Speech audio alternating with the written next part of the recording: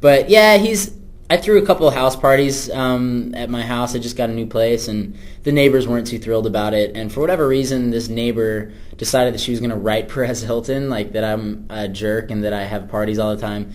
I don't know what, and he decided to print it. So Perez, again, like, record labels now are starting to pay him for promotion because he's getting 4, 5, 6 million hits a day. So again, it's one of those things where he's the kind of guy that you kind of have to befriend, but I've never met him, so I don't know how that's gonna work. Okay, let's talk about your life then for a minute. Where do you live, first of all, in LA? Well, I have a couple of places. I have a house I'm not going to tell you where, but I have a house. I have a house in Los Angeles, and it's like a duplex. So I'm probably going to rent it out because I just moved actually into the East Hollywood Hills, and I got a really cool pad. It's like it's small, but it's so spacious. It's kind of like a New York style loft. Wow. And I'm in the process actually right now, put a jacuzzi in the back, and which I'm very excited about. And I'm a big fan of art. I'm a big fan of art. So I'm having this amazing graffiti artist come in and paint my walls all in graffiti art, just every wall in the house. So I'm in the middle of decorating and trying to get everything done. I'm putting a studio inside the place, so it's coming together, man. This will be my first house by myself on my own. So. And what car do you drive? I actually just I still have my Jeep, which I love. It's like that was my first car growing up, and I still have it because it has some sentimental value now. I take it to the beach, and I take it up north when I'm driving, and but I did just get my first kind of luxury vehicle, which was exciting for the first time. I bought an LS 460, which is nice. a Lexus, which is cool. It's nice. It's a really comfortable ride. And do you do your own grocery shopping, Jesse? Man, I don't let anybody go grocery shopping for me because, like I said, I'm kind of a food snob. So, like, I'll make sure that there's, like, a 2-hour window where I can take 2 hours to go shopping for groceries because I got to get all the right foods, all the right seasonings. I love to cook. I'm a big fan of cooking. So, yeah, of course. And now, Jesse, you're single again. Are you enjoying being back on the whole single lifestyle? It's been interesting, man. I really do miss Katie. She and I we're still really good friends, and we talk. And I think, this is actually the first time I'm saying this. I think at some point we'll probably end up getting back together. It's just that right now we're so busy with our careers. I think it was just the best timing for a little break because she is on fire right now up in Canada shooting Supernatural for the CW, and I'm in the middle of making this album and.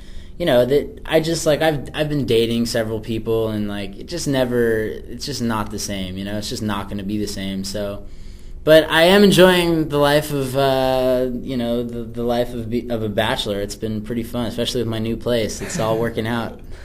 Now, of course, there's your music, but there's also your acting. You've been lending your voice a fair bit at the moment to a couple of movies. Yeah. I actually just recently recorded the voice of Theodore in Alvin and the Chipmunks, which is supposed to be a huge release December 14th worldwide. Jason Lee is playing David. Justin Long is playing Alvin. Wow. Some big actors, and it was a great time. We went in there, we recorded, and the animation is unbelievable. They had something like, I think it was the most amount of animators for any animated film, like over 350 animators for this film. Which is great. And then I also did a Dr. Seuss film called Horton Hears a Who with Steve Carell, Jim Carrey, Jonah Hill. Who, I don't know, do you guys know the film Superbad? Has it been out? Yeah, so, exactly at the moment. So I met Jonah, who's a super nice guy. And I just recorded for the voice I played JoJo at the very end of the film. He's got a really big moment. And so I've been doing a lot of that, a lot of voiceover work. And there's a couple of films that I'm supposed to be getting offers on next week. I'm crossing my fingers. Some big films coming up. So yeah, man, I'm just grinding in the acting world as well. As soon as this record's finished, I hope to do a couple of movies for the '08 release. And Keith is not dead, people. Yeah, whatever happened to Keith? Keith is not. So Keith is not dead. Ironically, listen to this. It's a great story. I'm driving down 6th Street in L.A., and I see this guy walking, and I'm like, I know that walk. Nobody walks like that. And I look over, and it's the director of Keith, just walking down 6th Street in the middle of Los Angeles. So I pull over. I'm like, what are you doing? And he's like, give me a ride home. So I said, all right. He jumped in my car. I went back to his house. We hung out, and he was telling me everything that's going on. Basically, Keith obviously took first at the Gaffani, I forget the name of it, film festival over in Italy, as well as one of the film festivals in Germany. And we have 4 offers right now on the table from some big distribution companies, Excellent. including Lionsgate. And, hopefully the word is, and I don't want to make promises, but the word is if they can settle a deal, they're hoping to release the film in small markets and kind of do a trickle effect type thing like they did with The Notebook, where they start in small markets and expand on Valentine's Day, which would be February 14th of 2008, and that's kind of the goal.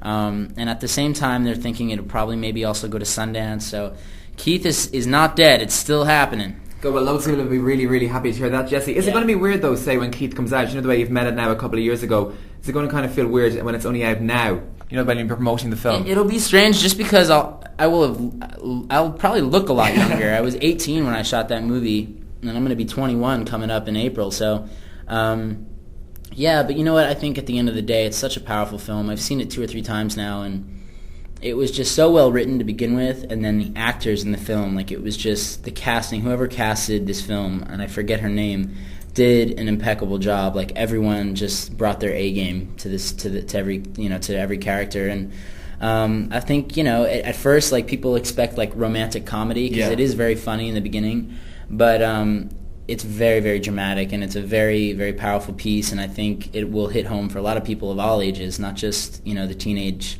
demographic. I think they had 35-year-olds in the testing rooms that were bawling and crying and stuff, and which was great. So I'm really anxious to see everyone's reaction. I really want it to come out just so the fans can react. And you're looking forward to turning 21. You just mentioned there next April. Yeah, man. I'm probably going to do something in Vegas. I mean, it's kind of like the classic American thing to do is like you turn 21, you go to Vegas. And it's kind of a shit show, everyone just gets messed up. I'm very excited about it. It's definitely going to be a new chapter in my life. It won't change a whole lot of things, but it's certainly a new sense of freedom that, at least here in the U.S., so... and it all kind of ties together with this record, The fact is that this album is very, very... it's definitely an older sound. It's not a Disney album. It's not a PG record.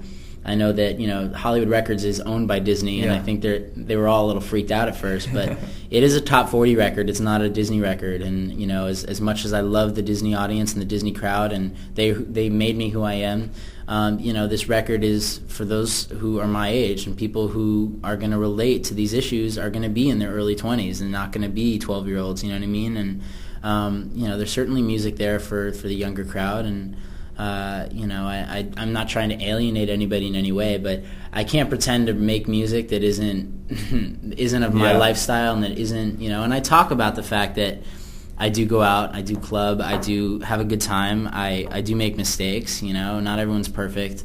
I'm 21 years old, I have a great life, I'm doing well, I'm successful, and the thing is, you would probably be doing the same if you were in my shoes, and that's kind of the whole gist of the record. And I do get into relationship topics, the fact that I, fell in and out of love in the last 2.5 years, and there's a lot of that on the record, and I think a lot of people are going to enjoy some of that stuff. But, this record is that of a 21-year-old, not the 16-year-old beautiful soul Jesse that you guys remember. Let's stay with your fans now for a minute. So, Jesse, first of all, how do you feel being recognized? Do you like it? I mean, it never gets old. I mean, that's always kind of that's always strange to me, especially when you're in the most random places. Like I've been noticed, like I'll be in the bathroom in the stall, and somebody will lean over and be like, "Are you that kid? Are you that singer?" I'm like, "Can I finish up what I'm doing first, and then we can talk about it?" You never get used to something like that, but it's fun when they're very genuine, when the people are actually really excited and really, just thrilled to meet you, and are a fan of your music or what, you're acting. It's nice. It's a nice feeling. Is it annoying that you always have to be nice? No, I mean, I was brought up in that kind of household. My parents were very, they had a really solid, their morals were really solid, and just my dad always said to me, he goes, "I don't care how big you are, how much money you make," he goes, "if you become an asshole, I'll slap the shit out of you."